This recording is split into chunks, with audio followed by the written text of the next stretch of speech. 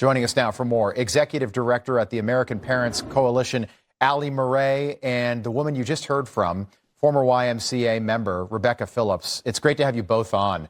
Nobody is talking about this. I'm not sure why. Rebecca, we just heard about your experience a couple years ago. You were 17 at the time.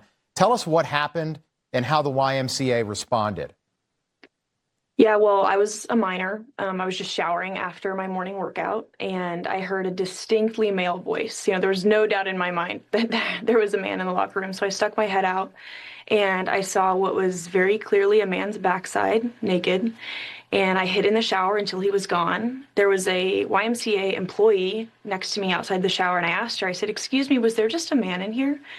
And she said, "Yes, well, no, he's transitioned. You would love him, Chrissy. He's so sweet." And so I waited till she left, and then I went to the front desk and I asked the 20-year-olds there, I said, "What's your guys' policy on transgenders? Do you, like, if my father, former football linebacker, always wearing cowboy boots, walked in, could he just shower alongside the girls that you have taking gymnastics lessons in the other room?" They said, "Well, as long as you're not on Megan's Law, which is the California Sex Offender Registry, then you can use any bathroom of your choice." Can I just ask you, I don't mean to be graphic, but had this guy transitioned where it counts, or was he kind of transitioning between the ears at that point? Praise the Lord, I did not see his front side, so I actually can't answer that question. Okay, but, well, I'm glad for you. Vocally, he was definitely a man. And you could tell. Okay, yes. Okay, so, Alleigh, I wasn't aware of this. The YMCA stands for the Young Men's Christian Association. Men changing in the women's locker room, that doesn't sound very Christian to me. What do you make of what's going on here? Well, first of all, Rebecca, I am so sorry that you had to go through that. And thank you for your bravery and your courage in sharing your story, because it's women like you sharing these stories that have let us, bring forward what's happening in the YMCA across the country and kind of package that all together and hopefully advocate for some change from our lawmakers. As you said in the opening, the YMCA nationally receives $600 million in taxpayer funds, and any federal funding requires them to comply with Title IX, which by Rebecca's story, they clearly are not doing. And we've seen that policy and those recommendations reflected on the National Brand's website until our organization came forward and told our members, our parents, to beware of this as they signed their kids up for summer camps, enrichment programs, and childcare. And then magically within 24 hours, they deleted or removed all of those pages that said that from their website. I want to dig into that a little bit, Rebecca. When the news started, so this isn't getting a lot of attention. As soon as the White House, as soon as the administration becomes aware of what's going on, and I have no doubt after this segment they will be aware, this, I hope, will change.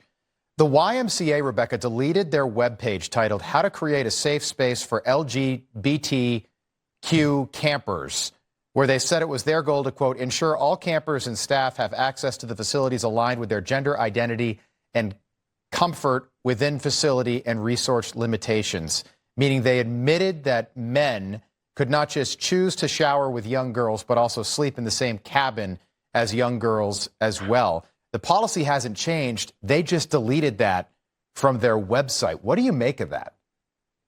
I think that's shameful.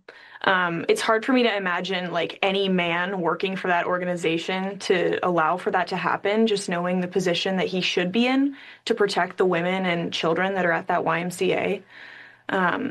I think they should be ashamed, and I think something needs to change. I mean, after my experience, there was so much community backlash.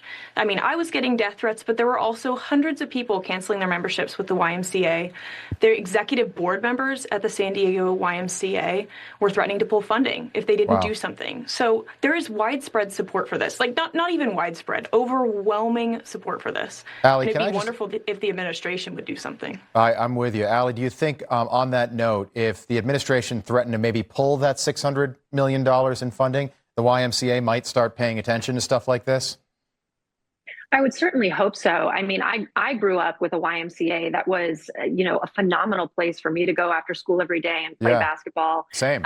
And so there is a legacy of it being a wholesome place for enrichment opportunities for kids. And I think they certainly could return to those roots, but it's going to require someone to have a spine and a backbone and to stand up for what's right. And unfortunately, it does look like that's going to have to be the threat of the removal of the federal funding that they rely on in order for that to happen, because clearly they're very aware of the problem. They're very aware of the lack of support for these policies, and they're choosing to just hide them. Alleigh Marre, appreciate you being with us. Rebecca Phillips, I promise you we will not let this story slip into the ether. We'll stay on top of this. Thank you so much for being with us tonight. We appreciate it. Thank you. All right.